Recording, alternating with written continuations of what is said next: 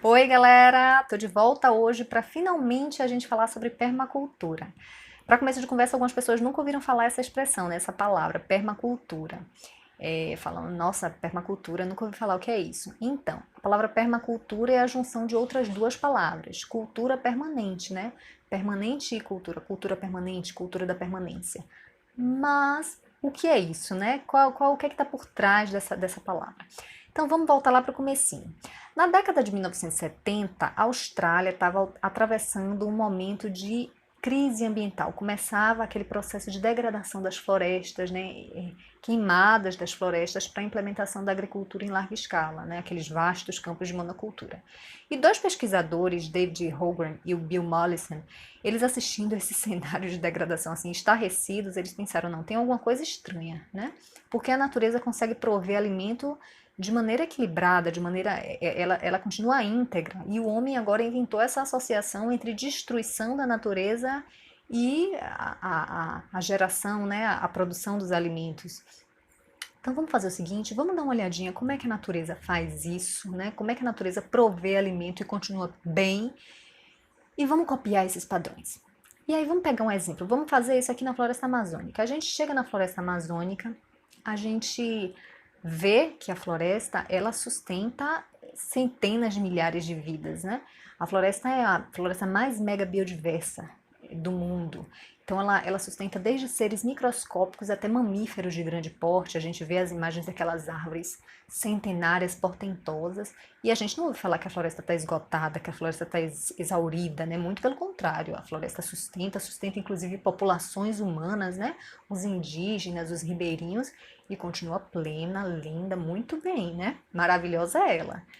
Então, aí os caras viram isso e, além disso, eles beberam na fonte desses povos, dessas populações humanas, né, ancestrais e contemporâneas também, como os indígenas, copiaram os padrões, né, os modelos deles de vida, de práticas e, e de povos no geral que sempre viveram de modo integrado, que têm os seus modelos de vida pautados na colaboração e na solidariedade, né, na cooperação e na solidariedade com a natureza. E aí, a esses saberes, eles uniram também os nossos saberes ocidentais contemporâneos. A nossa ciência, por exemplo, que são saberes, que têm saberes maravilhosos, né? Que é fruto do homem ocidental contemporâneo, né? Dos nossos, é uma contribuição nossa, né? Da nossa civilização. Eles juntaram também esses saberes, agruparam tudo e fizeram uma composição belíssima chamada permacultura. Então, em linhas gerais, dando uma definição, a permacultura é um sistema de planejamento para ambientes humanos sustentáveis. Que ambientes são esses?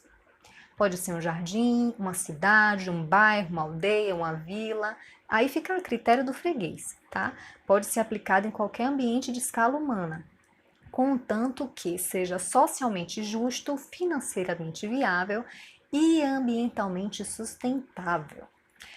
Ah, olha, beleza, super bonito o discurso, mas como, né, que a permacultura faz isso? Bom, a permacultura ela oferece ferramentas não só para o planejamento, como para a implementação e para a manutenção de ecossistemas cultivados, tanto no campo quanto na cidade, com a mesma resistência, com a mesma estabilidade, com a mesma diversidade de ecossistemas naturais. Então, habitação, alimento saudável, energia, tudo isso deve ser provido de forma sustentável. Daí a gente consegue criar uma cultura permanente, uma cultura da permanência. Por isso a expressão. Então, se a gente fizer um planejamento consciente, gente, a gente consegue fazer um uso da terra sem desperdício, sem poluição, consegue fazer um consumo mínimo de energia, a gente consegue fazer a reversão de cenários de degradação socioambiental. No panorama da agricultura, por exemplo, a gente consegue pegar uma área degradada, a gente consegue restaurar essa paisagem. Então, é isso. A proposta da permacultura é essa, é uma proposta de reintegração do ser humano aos processos da natureza, né? Ele passa a alimentar os ciclos, ele passa não só a produzir, como conservar os recursos naturais e vai além. Além de conservar, ele se torna um colaborador, ele começa a prover mais beleza, a prover mais vida como se fôssemos jardineiros, certo? É isso que é um papel do permacultura, é essa posição que o permacultor assume de um cooperativado da natureza. E aí vocês podem achar que esse discurso é muito poético, mas na verdade eu estou falando de ética, tá? Esses princípios, esse entendimento que inclusive, como eu falei, povos tradicionais já praticam e já vivem dessa forma, né, respeitosa e integrada com a natureza, não é nada estranho, né, gente? Estranho é a gente querer viver destruindo aquilo que a gente depende para nossa sobrevivência. Convenhamos, não é isso que é estranho? Então, se a gente começa a entender que nós somos seres dependentes, nós somos natureza e que nós precisamos pelo menos conservá-la, mas de preferência prover mais ainda, né? Natureza, mais beleza, a gente está fazendo nada mais do que uma coisa ética, responsável. Então, a proposta da permacultura é essa, é esse entendimento, é essa reflexão, esse passo atrás, esse questionamento e essa retomada dessa posição de um ser humano, de seres vivos, de seres dependentes, integrados à natureza, tá bom? Então, quero dizer para vocês que esses conceitos, muito desse texto que eu falei para vocês, que já estava tudo arrumadinho, eu encontrei no site há muitos anos atrás, que eu já uso no meu material, que era um site chamado permear.org, mas parece que esse domínio não é mais dessa galera da permacultura. Hoje em dia é um outro site, mas fico profundamente grata, porque é uma coisa bem difícil de sistematizar, são os conceitos da permacultura, mas estava tudo organizadinho lá. E para aqueles que querem entender um pouco mais a respeito da permacultura, existem alguns institutos de permacultura no Brasil que vocês podem visitar, vocês podem conhecer, podem entrar no site.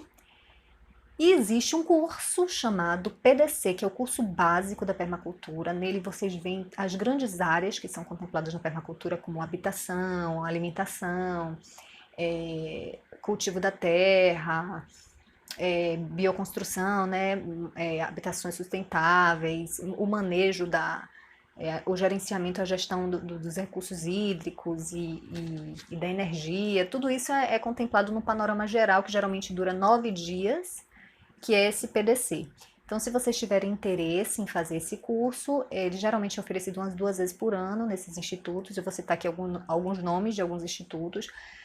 Tem o IPEC, que fica no Cerrado, que eu acho que é lá em Goiás. Tem o IPOEMA, que fica em Brasília. Tem o IPEMA, que fica na Mata Atlântica, lá em Ubatuba. E tem o IPB, que fica aqui na Bahia, que inclusive foi o primeiro instituto de permacultura do Brasil. E todos eles oferecem geralmente 2 vezes por ano esse curso, tá? Entra no site e dá uma pesquisada para saber como é que funciona. Mas eu quero fazer uma ressalva importante. Não dependam de cursos, de formações, de vivências, de oficinas e seja lá o que for para começarem essa caminhada no sentido de um cotidiano, de uma vivência, de uma experiência de vida mais ética, tá? Mais comprometida e responsável com o meio ambiente. A gente pode fazer isso diariamente, a gente tem diversas oportunidades de exercitar esse compromisso, essa responsabilidade. No próximo encontro eu vou falar para vocês uma listinha de várias áreas que a gente vivencia cotidianamente, para vocês identificarem comigo, né? E vocês perceberem o tanto de oportunidades que a gente tem em mãos de assumir esse compromisso e de mudar as nossas práticas, tá? E aí nos próximos encontros eu vou abordar de maneira mais aprofundada cada uma dessas áreas, beleza? A gente se encontra em breve, espero vocês. Um beijo grande.